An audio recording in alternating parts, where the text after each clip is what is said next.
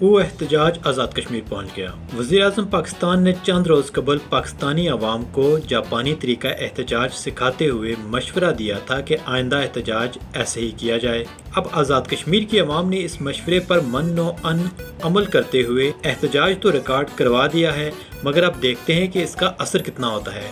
سنیے عوام کن مسائل پر احتجاج کر رہے ہیں۔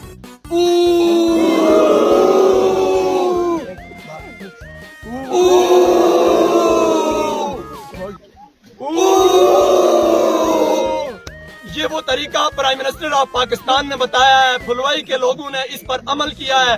میں تمام مقتدر حلقوں سے گزارش کرتا ہوں، ہمارے 3 مسائل ہیں، ان کو حل کیا جائے۔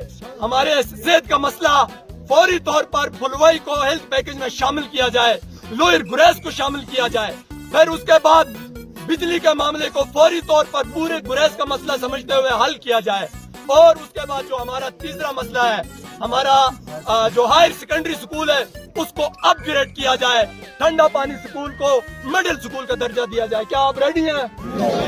بہت شکریہ میرے عزیزو۔